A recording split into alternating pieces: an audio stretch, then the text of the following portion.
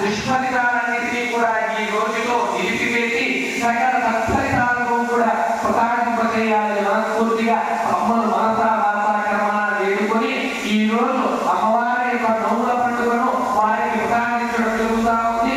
కాబట్టి ఇది ఎంతో అద్భుతమైనటువంటి విషయం.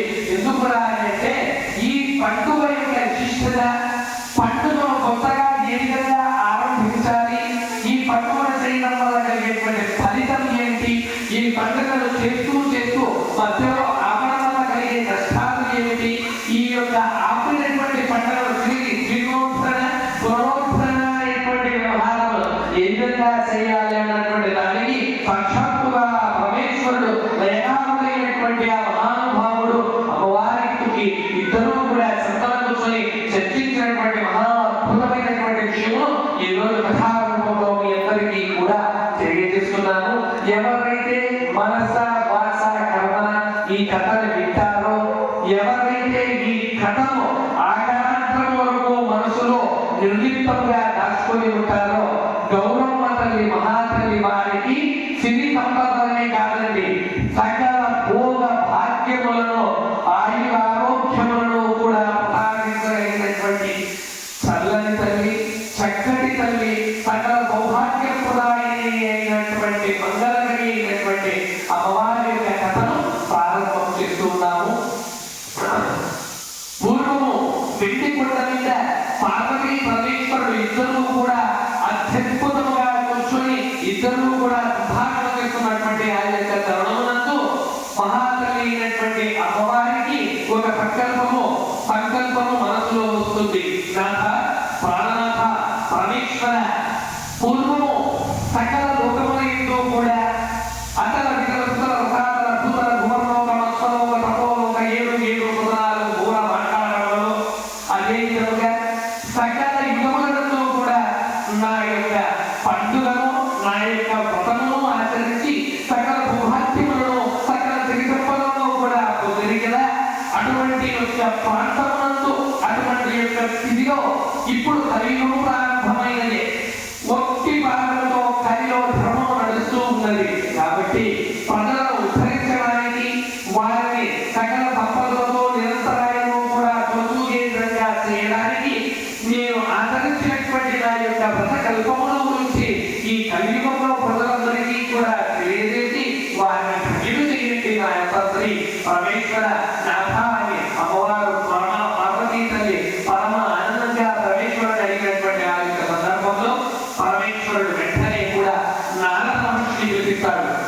మహానుభావుడైనటువంటి నారద మహర్షి ఆకాశమునందున వెలుగులో గానం చేసుకుంటూ సాక్షాత్తు ఆ యొక్క వెండి కొండ మీద ఉన్నటువంటి పార్వతీ పరమేశ్వరుల దగ్గరకు వచ్చి అన్నిలా గణనాస్తిత్వమే శరణమ్మ, రక్ష రక్ష పరమేశ్వర, రక్ష రక్ష పరమేశ్వరి, నమో నమః, నమో నమః, నమో నమః అని ఇద్దరిని కూడా నమస్కారాన్ని ముద్రలతో వారి యొక్క పాదాలను చూపించినటువంటి ఆ యొక్క నారదులతో పరమేశ్వరుల వారు ఈ విధంగా అంటున్నారు.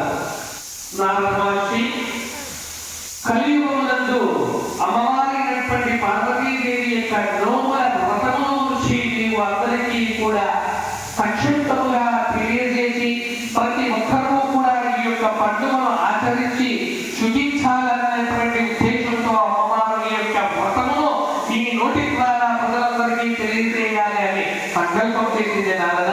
నీవు వెంటనే వెళ్ళి ఈ యొక్క కార్యక్రమములకు నువ్వు కంకణము కట్టుకొని భూలోకములు వెళ్ళాల్సిందిగా నా యొక్క ఆజ్ఞ అని పరమేశ్వరుడు ఎప్పుడైతే ఆజ్ఞాపిస్తాడో నారద మహర్షి ఆకాశం నుంచి వెండి కొండల నుంచి కూడా బయలుదేరి వస్తూ ఉన్నాడండి.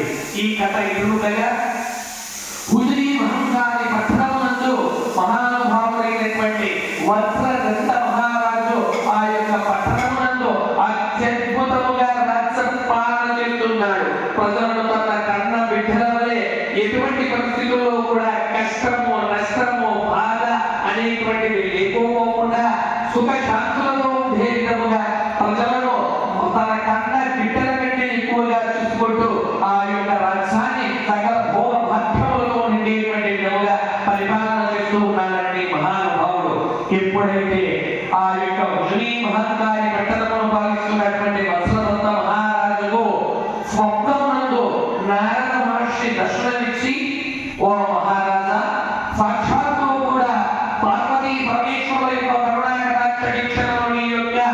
పట్టణమునందు అదే విధంగా ఈ యొక్క భూలోకమునందు కూడా ఉండాలన్నటువంటి సంకల్పంతో ఈ యొక్క వ్రతమును నీకు నేను సెలవిస్తున్నాను, ఉపదేశమిస్తున్నాను.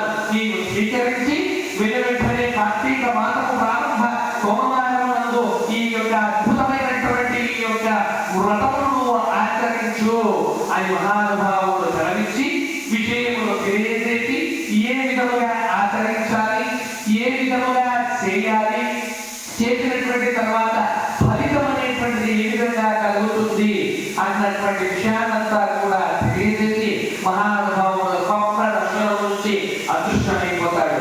మరునాడు ఉదయము బ్రాహ్మీ ముహూర్తంలో లేచినటువంటి మహారాజు వెంటనే కూడా తన యొక్క కార్యక్రమములను భగవంతుడి యొక్క పూజాది క్రతువులను పూర్తి చేసుకున్నటువంటి ఆ మహానుభావుడు వెంటనే తన యొక్క మంత్రివర్యులైనటువంటి మహామంత్రిని పిలిచి, ఓ మంత్రివర్య, కుజరి మహంతాది పట్టణమునందు శుభ సమయం ఆచరణమైనది. ప్రజలందరూ కూడా అత్యద్భుతమైనటువంటి ఫలితములను ఫలములను కూడా నేర్చుకోవాలి, ఉతగాలి అన్న సంకల్పంతో ఈ సోమవారం కార్తీక మాసం సందర్భముగా గౌరమ్మ తల్లి అనగా కేదార వ్రతమును, కేదార గౌరీ వ్రతమును ఆచరణం గురించి మన ప్రజలందరికీ కూడా అందరికీ తెలియజేసి దండోరామేయమని వెంటనే చెప్పినటువంటి ఆ సందర్భంలో మహానుభావుడైనటువంటి ఆ యొక్క రాజు ఆజ్ఞ మేరకు మంత్రి ఆ యొక్క పట్టణమంతా కూడా దండోరామేయించి సోమవారం నందు ఈ అద్భుతమైనటువంటి కార్యక్రమం చేయడానికి ప్రారంభం చేస్తారు. సాయంకాలము మహా అద్భుతమైనటువంటి ప్రణాళికలను కూడా అద్భుతంగా పరమేశ్వరుని గురించి ధ్యానం చేస్తూ ప్రమధానికలన్నీ కూడా అద్భుతంగా నాట్యమాచరిస్తున్నటువంటి ఆ యొక్క సమయమందు సందర్భమందు పరమేశ్వరుని గురించి తెలియజేసుకున్నటువంటి ఆ యొక్క మహా అద్భుతమైనటువంటి గానాలు ఉన్నంత ఆకాశమంతా పచ్చి భూదేవంతా అడుగు వేసి ప్రజలందరినీ కూడా ఒక కట్టగా ఏర్పాటు చేసుకున్నటువంటి ఇంట పదిరు ఇంటిలో అద్భుతమైనటువంటి ధూప దీప నైవేద్యమైనటువంటి సకల విధాలైనటువంటి పూజా సామాగ్రులు ఆ పరమేశ్వరుడికి అమ్మవారికి ఇష్టమైనటువంటి కజ్జాయములు వంటారు, వక్కలు, ఆకులు, మధుర పదార్థములు నైవేద్యములుగా పార్వతీ పరమేశ్వరుల వారికి దోషము, పులిహార, చిత్రాన్నము లాంటి మహా అద్భుతమైనటువంటి 108 పిండి పదార్థాలను వంటలను కూడా ఏర్పాటు చేసి ప్రతి ఇంటిలో కూడా అద్భుతముగా అమోఘముగా కేదార వ్రత గౌరీ కార్యక్రమములను ఏర్పాటు చేసుకుంటూ ఉన్నారు. ఈ కథ ఇలా అద్భుతంగా కార్యక్రమం జరుగుతూ ఉన్నటువంటి సమయమున మహానుభావుడైనటువంటి ఆ ఊరిలో ఒక బ్రాహ్మణోత్తముడు ఒక ప్రాంతమునందు ఒక ఊరి గుడిసెలో నివసిస్తూ నిరుపేద దౌర్భాగ్యమైనటువంటి జీవితాన్ని అనుభవిస్తూ ఉన్నాడు ఆ మహానుభావుడు. ఆ మహానుభావునికి పుణ్యవతి, భాగ్యవతి అని ఇద్దరు కుమార్తెలు. చూడండి, అద్భుతమైనటువంటి నామధేయములు పుణ్యవతి, భాగ్యవతి. ఆ పుణ్యవతి, భాగ్యవతి ఎంత మహాపతివ్రతలు, ఎంత అద్భుతమైనటువంటి మహాతలులు అంటే సాక్షాత్తు కూడా పరమేశ్వరుడికి ఆ యొక్క గౌరమ్మ తల్లికి కూడా కరుణా కటాక్ష వీక్షణము సాక్షాత్తుగా పొందినటువంటి మహానీషులు స్వరూపములు ధారణ చేసినటువంటి వారు. అలాంటి పుణ్యవతి, భాగ్యవతి ఇద్దరు కూడా తన తండ్రిగారి వద్దకు వెళ్ళి, జరగ ఈ రోజు మన రాజ్యమునందు ఎంత అద్భుతమైనటువంటి కార్యక్రమం జరుగుతా ఉంది, దీని యొక్క పరిస్థితి ఏమిటి, ఎందుకు ఈ విధంగా అంగరంగ వైభవముగా రాగాలు, ధ్వనులు, మహామృదంగతీతమైనటువంటి ధ్వనులు, మహావేద పండితులతో మంత్ర ఉచ్చారణలు కూడా జరుగుతున్నాయి, దీనికి కారణం ఏమిటి జరగా అని అనగా తన తండ్రి చెబుతున్నాడంట బిడ్డలతో, అమ్మా ఈ రోజు కార్తీక మాసమునందు సోమవారం, ఈ సోమవారం నందు ఎవరైతే కేదార గౌరీ వ్రతం ఆచరిస్తారో వారి ఇంట వెంట చెంట సాక్షాత్తు కూడా అర్ధనారీశ్వరుడు అనగా పార్వతీ పరమేశ్వరుడు ఇద్దరు కూడా వచ్చి వారి యొక్క సౌభాగ్యమును, సంపదను, శిరులను కూడా పెంచి పోషిస్తారు తల్లి. అందుకే అందరూ ఈ విధంగా చేస్తూ ఉంటారు అని చెప్పాడు మహానుభావుడు. చెప్పిన తరుణంలో వారిద్దరూ కూడా తండ్రిని తిరిగి అడుగుతారు, జనక అందరూ కూడా ఈ పండుగను, ఈ వ్రతమును ఆచరిస్తున్నారే, మనం ఎందుకు ఆచరించడం లేదు తండ్రి అని అడగ మహానుభావుడా బ్రాహ్మణోత్తముడు కళ్ళ నిండా నీరు కారుస్తూ, ఓ పుత్రికారంతములారా, మీరు అడిగినటువంటి ప్రశ్నకు ఏమని సమాధానం చెబుతూ, నా యొక్క పరిస్థితి మీకు తెలియదు కాదు.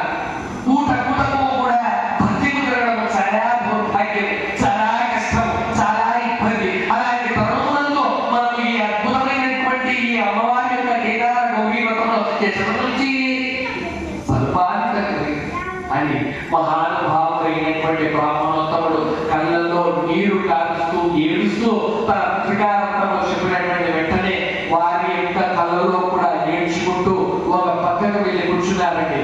చూడండి, లీలా వినోద సహితుడు, లయకారుడు, సాక్షాత్తు శ్మశానవాసి నిరంభరాస్వరూపాన్ని దాల్చినటువంటి పరమేశ్వరుని యొక్క లీలలకు నా భూతో నా భవిష్యత్, వీటినే శివ లీలలు అని ఒక పురాణమే ఉందండి.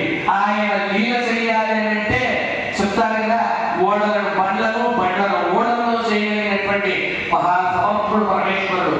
ఆయన స్ఫురణలో ఆ ఇద్దరి పుత్రికలకు కూడా దర్శనమిచ్చి, మీరు ఈ పద్ధతిలో చేసుకోండి, మీకు భక్తి ముఖ్యము, మరణాభిప్రాయ మంత్ర అన్నట్టుగా భావనాత్మకం అసలు దేవీ దేవతలు కూడా వశమవుతారన్న విధముగా వారందరికీ కూడా ఉపదేశం ఇచ్చినటువంటి పరమేశ్వరుడు మాయమయ్యి అదృశ్యమై వెళ్ళిపోతాడు.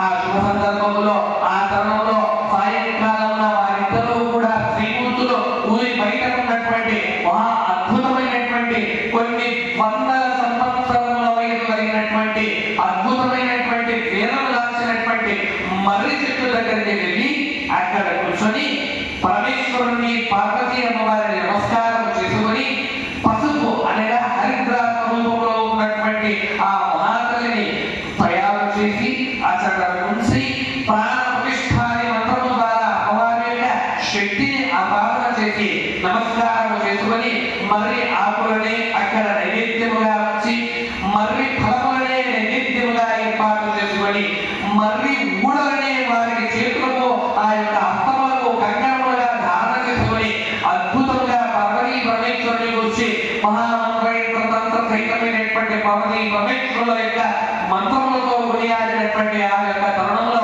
పార్వతీ అమ్మవారు పరమేశ్వరు వారు ఇద్దరూ కూడా ఆనందపడి వారి ఇద్దరికీ కూడా సకల సంపదలను సకల సౌభాగ్యములను కూడా ప్రసాదించినటువంటి వెంటనే పూర్తి అయినటువంటి ఆ యొక్క పూజా కార్యక్రమంలో వ్రతమును పూర్తి చేసుకొని ఇద్దరూ కూడా మహాతలు ఇంటికి పైన వెళ్తారు.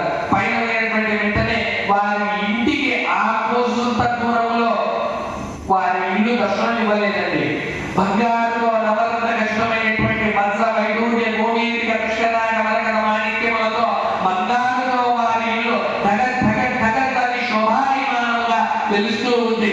వారి యొక్క తండ్రి గారు పట్టు ధోవతితో పట్టు వినాంతరములతో ఎదురుస్తున్నారు. వారి తల్లి గారికి మెడలో రత్న కృష్ణమైనటువంటి మహా ఆభరణములతో తల్లి నిండిపోయి ఉన్నారు. వారందరూ కూడా పిలుచుకోవడం రావడానికి మంగళ వాయిద్యములతో ధనధనలతో మహా అద్భుతమైనటువంటి అశ్వములతో గజములతో కూడా వీరందరినీ కూడా తీసుకొని రావడానికి వీరిద్దరిని ఎదురు వస్తున్నారు.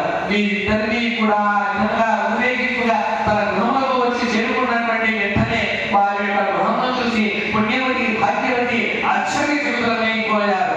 ఇలా పార్వతీ పరమేశ్వరుడు యొక్క గౌరమ్మ తల్లి యొక్క కరుణా కటాక్ష వీక్షణలు ఈ విధంగా అద్భుతంగా ఉంటాయి.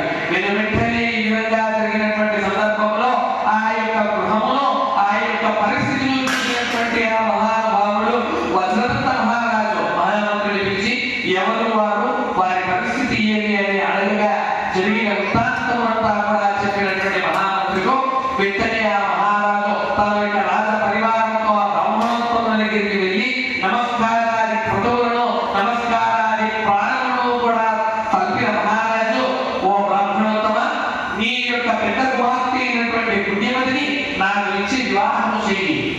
నేను నీ యొక్క కుమార్తెను వివాహం చేసుకోవడానికి సిద్ధంగా ఉన్నాను. తమ యొక్క అంగీకారంతో మా యొక్క వివాహము జరగాలి అని సంకల్పమును తెలియజేసినటువంటి రాజుతో ఆ బ్రాహ్మణోత్తముడు మహానుభావుడు సాక్షాత్తు కూడా రాజే వచ్చాడు నా కుమార్తెను వివాహం చేసుకోవడానికి అని అద్భుతంగా ఆనందపడి వివాహాన్ని అంగరంగ వైభవముగా చేశారు. పుణ్యవతికి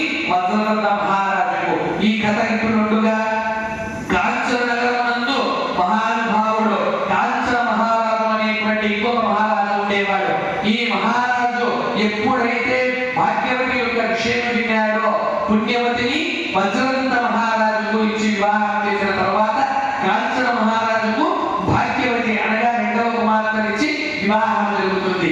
వీరందరూ కూడా ఒక ఏడాది కాలం పాటు సుఖ సంతోషాలతో ధన కనక వస్తు వాహనాలతో తొలతూగుతూ ఉన్నటువంటి ఆ యొక్క సందర్భమున పుణ్యవతి భాగ్యవతికి అద్భుతమైనటువంటి వివాహం అనంతరము జీవితం జరుగుతా ఉంది. కార్తీక మాసం మరొక ఏడాది ఆసన్నమైనది. సోమవారం వస్తున్నది. పుణ్యవతి అద్భుతంగా కార్యక్రమంలో వ్రతమును జరిపిస్తూ ఉంది. భాగ్యవతి వ్రతము చేయడానికి సిద్ధపడి 108 పసుపు కొమ్మలను, 108 వక్కలను, 108 ఆకులను, 108 రకాల పుష్పములను, 108 రకాల పండ్లను, 108 రకాల నైవేద్యములను, 108 రకాలైనటువంటి పిండి బట్టలను, 108 రకాలైనటువంటి పత్రములను కూడా సిద్ధము చేసి అంగరంగ వైభవముగా జరగడానికి సిద్ధంగా ఉన్న సందర్భంలో మహా అద్భుతముగా వారి యొక్క పూజా మందిరంలో అమ్మవారిని హరిద్రాసముగా ఏర్పాటు చేసుకొని పూజ చేస్తుంటాయని ప్రారంభించిందని మహాతల్లి భాగ్యవతి. ప్రారంభించిన సమయంలో అల్లంత దూరం నుంచి భర్త కాంచన మహారాజు వచ్చి చూసి, భాగ్యవతి ఏమి చేస్తున్నావు, ఏమి చేస్తున్నావు, ఏమి చేస్తున్నటువంటి పని అని గట్టిగా నిర్ణయించాడు. నాక ఇది మా యొక్క పుట్టింటి నుంచి వచ్చినటువంటి వ్రతము, కేదార గౌరీ వ్రతము ఆచరిస్తున్నాను. ఈ వ్రతమును ఆచరించడం వల్ల సౌర సౌభాగ్యములు కూడా కలుగును, రాజ్యము సుఖముగా ఉండును, సిరి సంపదలతో పాడి పరిశ్రమలతో అత్యద్భుతంగా వ్యవహారమును అని సెలవిచ్చాడు. ఈ యొక్క విషయమైనటువంటి రాజు ఆ పూజలు చేయడానికి అంగీకరించలేదు. అంగీకరించకపోగా ఈ పదార్థాలన్నింటినీ కూడా వెంటనే తీసుకుని వెళ్ళి బయట పాడవేస్తాడు. మిగిలిన పదార్థాలన్నింటినీ తీసుకొని ఆ యొక్క బావిలో విసిరివేసి ఈ యొక్క కార్యక్రమాలను చేయడానికి వీలు లేదు లేదు లేదు అని ఖండించినటువంటి వెంటనే భాగ్యవతికి చాలా కోపం వస్తుందండి.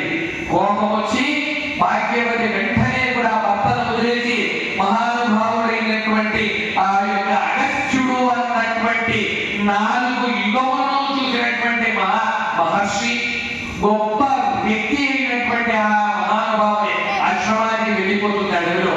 ఈ కథ ఇక్కడ జరుగుతూ ఉండగా కొన్ని సంవత్సరములు గడిచినటువంటి తర్వాత మహాతల్లి అయినటువంటి భాగ్యవతికి ఒక సంతానం కలుగుతుంది. సంతానం అయిన ఆ యొక్క సంతానంలో ఒక మగ పిల్లవాడి పుడతాడు. ఆ పిల్లవాడి పేరు మహానుభావుడు అగస్త్యుడు విభయాంకుడు అనేటువంటి నామధేయును ప్రసాదింపజేస్తాడు. విభయాంకుడు ఆ అబ్బాయి పేరు. ఆ అబ్బాయి ఎనిమిది ప్రకృతి మానవుగా పెరిగి దాదాపు 8 సంవత్సరముల వయసు కలిగినటువంటి సందర్భంలో సకల విద్యా పారంగతుడు అవుతాడు. మహానుభావుడు అగస్త్యుడు అనుకుంటే విద్యలకు లోట సామ అధర్మ వేదములను 64 కళలను కూడా నేర్పించి ఆ మహానుభావుడు అగస్త్యుడు విభయాంకుడిని అత్యద్భుతమైనటువంటి ఏటిగా తయారు చేస్తాడు. ఈ విధముగా ఉండగా విభయాంకుడు కౌమార దశలో వచ్చి నునుగు వీసములతో యవ్వన ప్రాయములకు వస్తాడు. ఆ సందర్భంలో ఆ యొక్క మహానుభావుడైనటువంటి విభయాంకుడికి ఒక సందేహం మనసులో వస్తుంది. అమ్మా, మనకు వెనుక ముందు ఎవరూ లేరా? నా తండ్రి ఎవరు? నాకు పుట్టినింటి నుంచి గాని మెట్టినింటి నుంచి గాని బంధుత్వాలు ఏది లేవా తల్లి? ఏమిటి ఈ యొక్క వైపరీత్యము? సాక్షాత్తు కూడా అగస్త్యుల వారు మాత్రమే ఉన్నారు మహానుభావుడు.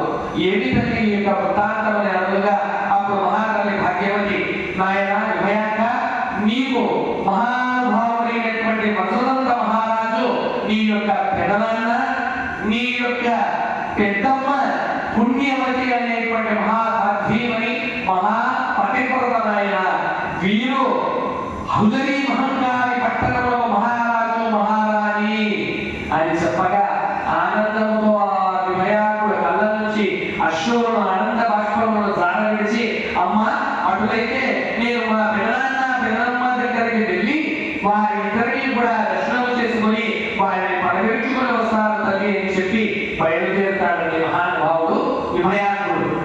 అలా నడుస్తూ అడవులను పట్టణాలను నదులను దాటుతూ ఉదయం మహంకాళి పట్టణం వజ్రవృంద మహారాజు ఏర్పాటు చేసినటువంటి సమయమందు ఆశీనుడయ్యి పెదనాన్న గారికి నా యొక్క దండ ప్రణామములు అన్నటువంటి దండ ప్రణామములను ఆచరించి నమస్కారములతో వారిద్దరికీ కూడా నమస్కారం తెలియజేసుకుంటాడు.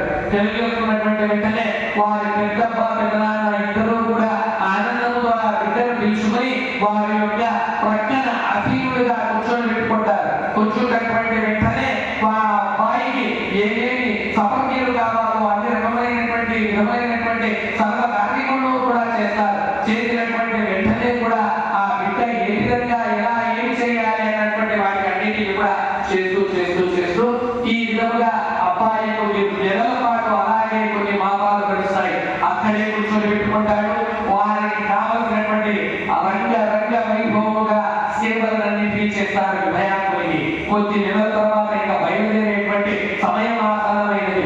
ఎప్పుడైతే బయలుదేరేటువంటి సమయం ఆసన్నమైనదో ఆ యొక్క భయాకుడికి మహాతలైనటువంటి ఆ యొక్క పుణ్యవతి కొద్దిగా ధనమును ధాన్యమును పసుపును హరిద్రమును సౌభాగ్య ద్రవ్యములను రకరకాలైనటువంటి పిండి వంటలను కూడా ఇచ్చి ఒక మూట కట్టి భుజానికి ఎత్తి ఇక బయలుదేరు నాయన భయాకుడికి చెప్పగా ఈ భయాకుడు వారి యొక్క పెద్దనాన్నలకు కాళ్ళకు నమస్కారం చేసుకుని బయలుదేరుతాడు. బయలుదేరుతూ ఉన్నటువంటి ఆ యొక్క సందర్భంలో అతనికి వెంటనే నీరు ద్రప్పిక అవుతుంది. ద్రప్పిక అయినటువంటి సందర్భంలో ఆ మూటను బావి దగ్గర దించి నీరు తాగుదామని దోశలతో నీరు తీసుకుంటూ చేతిలో పట్టుకొని ఉండగా వెంటనే పైన ఉన్నటువంటి ఆ యొక్క ధనముతో కూడినటువంటి మూట వెంటనే ఆ యొక్క బావిలోనికి పడిపోతుంది. కళ్ళతో ఏడుస్తూ తిరిగి వెనుకకు తన పెద్దనాన్న దగ్గరికి వెళ్ళిపోతాడు.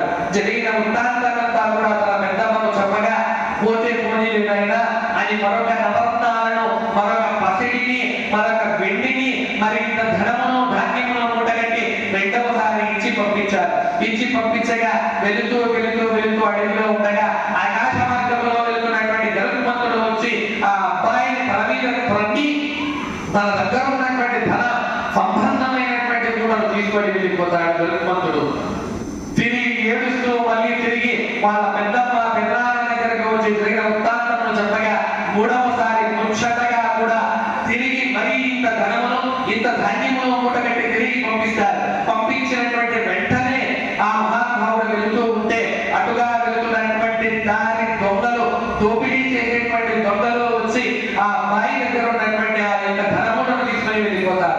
ఇది ఇలా జరిగిగా తిరిగి అబ్బాయి ఏడుస్తూ వెళితే మహాతలైనటువంటి పుణ్యవతి ఆ రోజు కార్తీక మాసము ప్రారంభ సమయమునందున కార్తీక మాసం జరుగుతున్నటువంటి సమయమున సోమవారం ఆసన్నమైంది. ఆ యొక్క రాజ్యమునందు అంగరంగ వైభవముగా రత్నకృష్ణ సింహాసనముగా మహాతలైనటువంటి కేదార గౌరీ వ్రతములు ఏ విధంగా ఆచరించడానికి అందరూ కూడా పురప్రజలందరూ కూడా ఋషులు మహర్షులు మహానుభావులు సర్వదేవతలందరూ కూడా వచ్చి విచ్చేసినటువంటి ఆ యొక్క శుభ సందర్భమున ఆ కార్యక్రమం జరుగుతూ ఉండగా ఆ అబ్బాయి అయినటువంటి వివైకుడు వారి యొక్క పెద్దమ్మతో పెదనాన్నతో అడుగుతారు.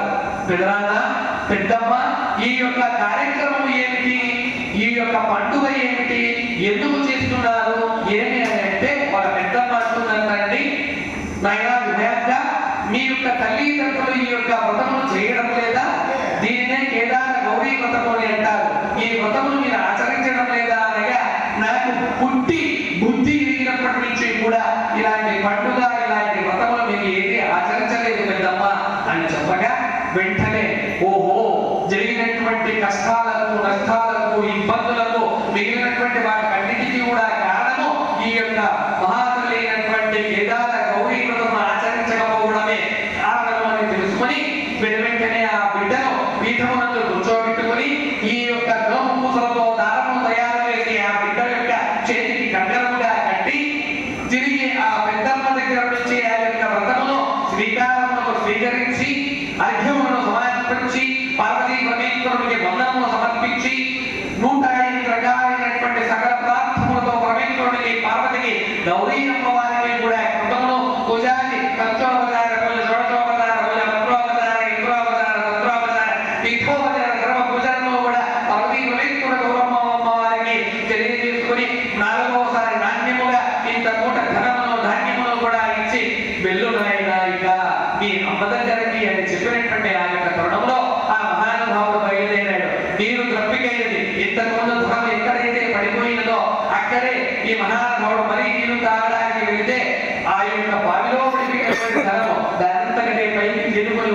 చాలా చేతిలో పడుతుందంట అండి. చూడండి, జలము ఉండవలసినటువంటి చేతిలో ఆ యొక్క ధనము వచ్చింది. మహా అద్భుతమైనటువంటి సంతోషంతో ఒక మూడుతో పాటు రెండవ మూడును కూడా దానికి కట్టుకొని భుజానికి వేసుకొని ముందుకు వెళుతూ వెళుతూ వెళుతూ ఉండగా పైనుంచి గరుత్మంతుడు ఆకాశంలో విలువీధిలో ఆ యొక్క ధనమును ధాన్యమును కూడినటువంటి మూటలు పైనుంచి ఖల్ ఖల్ అన్నటువంటి విధముగా పైనుంచి కిందికి జారవేసి వెళ్ళిపోతాడండి. ఆ యొక్క ధనమును కూడా ఆహా పరమేశ్వర శాంతాగారం కులవిజయం పద్మనాభం విశ్వాధారం నగరం వేగవర్ణం శుభాంగం లక్ష్మీకాంతం కమలనయనం యోగి ఉద్యానగమ్యం వందే విశ్వం భవయారం తపదైకనాథం అనే మహానుభావుడైనటువంటి విశ్వాత్ముడికి గరుత్మంతుడికి నమస్కారం చేసుకొని ఆ యొక్క ఏడవ మూట అయినటువంటి ధనమును ధాన్యములు కలిగినటువంటి మూడవ మూటను కూడా భుజానికి చేసుకుని ఇంకొంత దూరం ముందుగా వెళుతూ వెళుతూ వెళుతూ ఉండగా దారి దోపిడీ చేసినటువంటి ఆ యొక్క దొంగలు రాటు చేయనటువంటి మనసులో హృదయంతో ఉన్నటువంటి ఆ యొక్క దొంగలు వీరందరూ కూడా వచ్చి ఆ వారిని కళ్ళ మీద పడి నాయన మహానుభావ నేను చేసినటువంటి ఈ యొక్క దొంగతనము తప్పు, మాకు బుద్ధి వచ్చింది. నేను ఎప్పుడైతే నీ దగ్గర నుంచి ధనము తీసుకుని వెళ్ళానో మా యొక్క గూడెమంతా కూడా అగ్నికి ఆవునైపోయింది తండ్రి, మమ్మల్ని క్షమించు, రక్షించు, కాపాడు అని చెప్పి ఆ అబ్బాయి యొక్క కళ్ళ మీద పడి తన దగ్గర ఉన్నటువంటి ధన ధాన్యముల యొక్క మూటను ఆ అబ్బాయికి ఇచ్చివేశాడు. ఇప్పుడు మొత్తం ఆ అబ్బాయి దగ్గర 4 మూటలు ఉన్నాయండి ధనం. ఈ ధనం అంతా తీసుకుని కొద్దిగా ముందుకు వెళుతూ వెళుతూ వెళుతూ ఉండగా తన తండ్రి అయినటువంటి కాంచన మహారాజు అడవిలో దర్శనమిస్తాడు.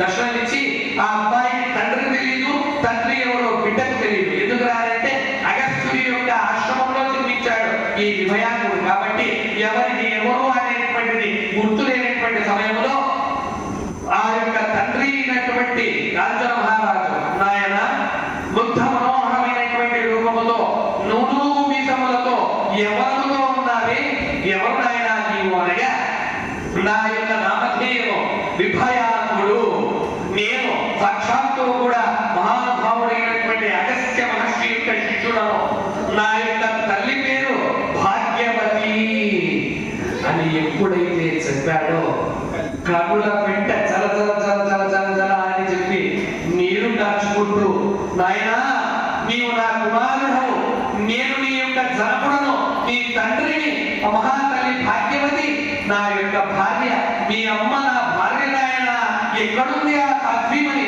ఎక్కడుంది మహాతల్లి పతివ్రత, మొదలాగా చూపించు నాయన అని గబగబ గబగబ గబ ఇద్దరు పరిగెత్తుకుంటా అగస్త్యుని యొక్క ఆశ్రమాన్ని చేరుకుంటారంట అండి. చేరుకున్నటువంటి వెంటనే ఆ మహానుభావుడు రాజు చేసినటువంటి తప్పును ఆ యొక్క అగస్త్యుడు క్షమించి ఇది అంతా కూడా పరమేశ్వరుని యొక్క లీలా వినోదములు ఆనందములో సమయము సందర్భములో ఎదిగినటువంటి మహానుభావుడు లేఖాడు పరమేశ్వరుడు ఆయన నాటకంలో కేవలం మనకు బొమ్మలు పాములు మాత్రమే నాయన అని అగస్త్యుడు వారి యొక్క మహానుభావుడైనటువంటి భాగ్యవతికి అదే విధంగా కంచన మహారాజుకు తెలియజేసి వారిద్దరికి ఒకరికొకరు చెయ్యి పట్టుకుని తిరిగి వారి రాజ్యములకు వదిలిపెట్టేసి వస్తాడంటండి. అదే మరుసటి సోమవారం నందు కాంచన నగరంలో అంగరంగ వైభవముగా సుభిక్షముగా ఉండేటువంటి విధముగా 108 మధుర పదార్థములతో 108 రకాల నైవేద్యములతో 108 రకాల ఆకులతో 108 రకాల మొక్కలతో 108 రకాల పసుపు కుంకుమలతో 108 రకాలైనటువంటి సకల ద్రవ్యములతో కూడా అద్భుతముగా ఆకాశమంత పందిరి భూదేవంత అరుగులు వేసి ప్రజలందరికీ కూడా భోజనములను ఏర్పాటు చేసి అమ్మవారైనటువంటి దేశాల గౌరీ వ్రతమును ఆచరించ చేశారండి కాంచన మహారాజు భాగ్యవతి. వారు పోగొట్టుకున్నటువంటి సకల విధాలైనటువంటి సిరి సంపదలు, ధన ధాన్యములు, రాజ్యము, భోగము, సంపదలు కూడా అన్ని తిరిగి వచ్చేసాయండి వారికి. వచ్చినటువంటి వెంటనే ఆ రాజు భార్యతో భాగ్యవతి నీవు చెప్పినది అక్షర సత్యము, నీవు చెప్పిన మాట వాస్తవం. ఎవరైతే ఈ యొక్క కేదార గౌరీ వ్రతములో మనస్ఫూర్తిగా మనస వాచ కర్మన చేస్తారో, ఎవరైతే ఈ కథను వింటారో వారి ఇంటి నందు సాక్షాత్తు కూడా రథ గజ తురగ సహితమైనటువంటి లక్ష్మీ అమ్మవారిని స్థిర లక్ష్మిగా వారికి నేను ప్రసాదింపజేస్తాను.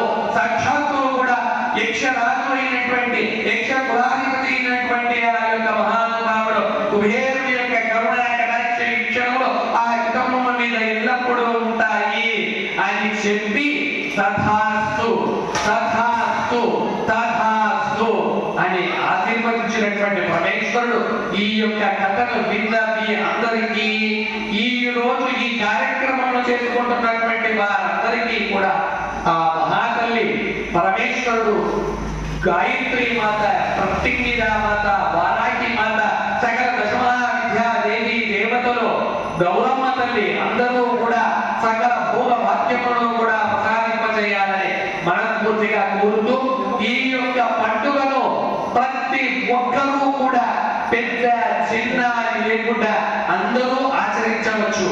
ఇంటిలో 10 మంది అన్నాతమ్ములు ఉన్నా కూడా ఈ యొక్క పండుగను 10 మంది ఆచరించవచ్చు. ఎట్టి పరిస్థితుల్లో కూడా ఈ యొక్క పండుగను మధ్యలో